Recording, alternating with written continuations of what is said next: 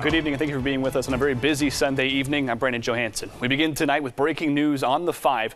That's right, Tim. We're right next to the 126 right now. Magic Mountain is actually just over these hills right here, and you can see the rye fire continues to burn and smolder behind me here. But the people here at the Kern Literacy Council tell me that part of the problem is getting those people to ask for help. See, that wind is definitely something we're seeing. Thankfully, not affecting traffic too much right now. Looking at the southbound lanes of the I-5 coming towards us right there. Now, these are considered legal fireworks here in the city of Bakersfield.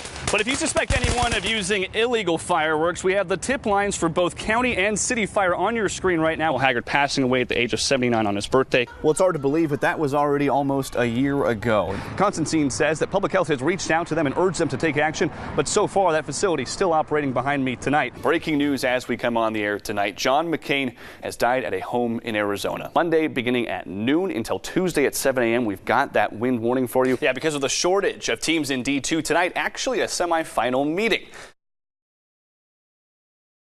Guys, with a 6-2 record, people should already be paying attention to the Burros for their play on the field.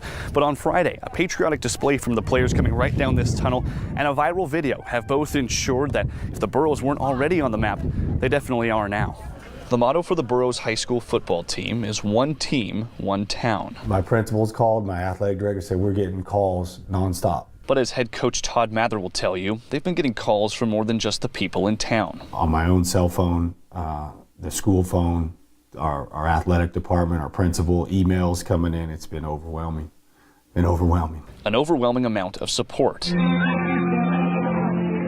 After players from the Ridgecrest School took the field on Friday, holding American flags, and a video of that display went viral. Coach Mather says that his brother originally had the idea, and once he mentioned it to the players, they ran with it. When I would show up, they would see if I had the flags yet. Did our flags come in, coach? Did our flags come in, coach? You know, and then when I pulled up with them in the back of my truck and the boxes full of flags, they went crazy. And once those flags arrived, the impact was immense. That original post being viewed more than 4 million times.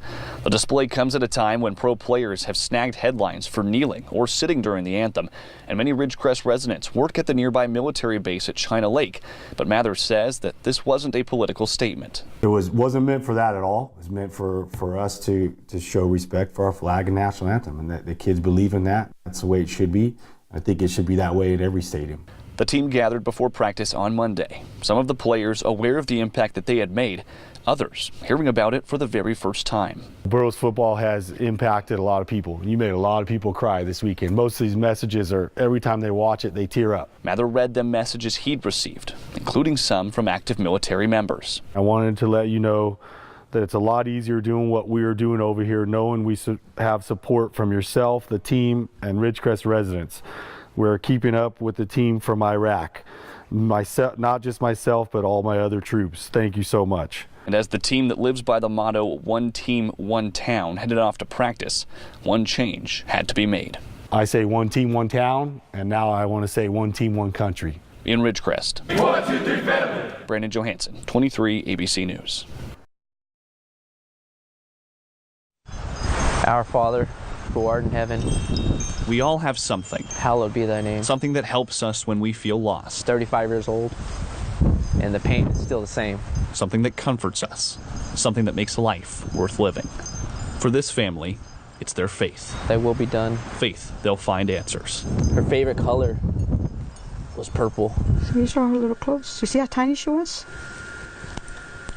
These tiny clothes belong to this tiny girl, Jessica Martinez. She's beautiful. I mean, she was everything a mother would want in a daughter. And when I would look at her, I would thought, oh my God, you know, you're going to be and do what I was not able to do. So she did everything she was able to do for Jessica. Swim lessons, dance lessons. I bought it at Kmart where I used to work at.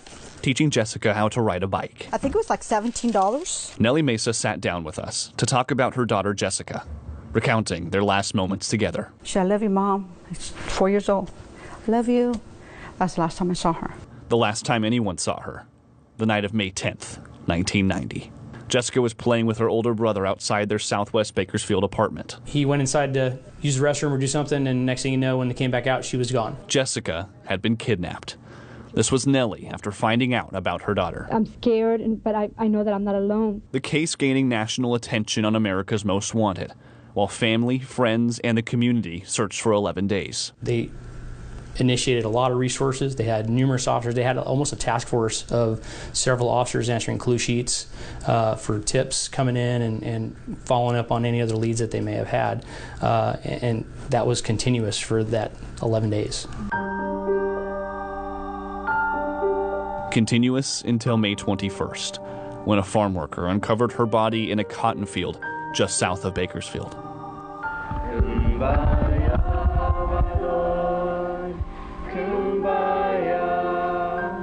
It determined that she had probably been deceased for a few days prior to being found, so we were looking at probably at least a week of kind of unknowns.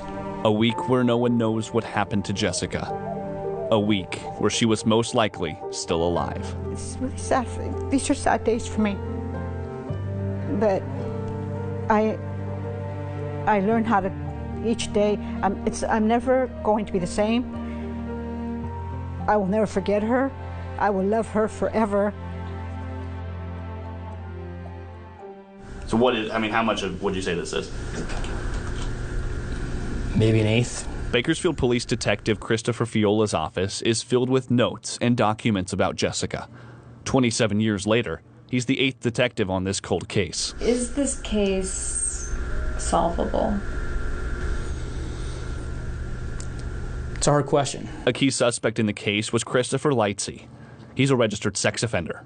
He lived at the same apartment complex as Jessica. I mean, everything with Christopher Lightsey was checked, and then I think it's just, like I said, the totality of everything with him and the person he is, or that he's become in the years, that it's kind of a continued focus on him. I mean, I know he's been interviewed several times, and he's vehemently denied any involvement in this. Although Lightsey hasn't been ruled out as a suspect, he's already sitting on death row for another murder. It's not forgotten. And 27 years later, BPD and the DA's office pouring more resources into this case. I think now just the time and resources, and maybe just the advances in DNA and the advances in investigations, that we're able to finally devote more time to it. Devoting time, looking through about 20 cases similar to Jessica's. So when you ask why the DA's office is doing all that stuff, because of that. Yep. Did you get it back? Did you get some of the bracelets? Okay. Nellie and her family also devoting all the time they can every year at the Victims of Crime March. But Nellie is always here, just like all of you, to bind together with our need for healing and strength. Nellie's strength, recognized by a community that's still invested in this case. It's kind of something I just want to do. Just as it was 27 years ago. If it wasn't for my church and the community getting together, I don't think I would be here. I wouldn't have survived. On earth as it is in heaven. Every year, Jessica brings them together, here at her grave, every year on her birthday. He went inside to use the restroom or do something, and next thing you know, when they came back out, she was gone. He was Rudy Martinez, Jessica's older brother. The biggest hurdle was to realize that it wasn't my fault, because I was there. And I remember distinctly where I was. I remember what she was doing. Rudy is now 35 years old. Jessica would have been 31 on this windy day in April. Give us this day our daily bread. Faith helps them, comforts them, makes life worth living.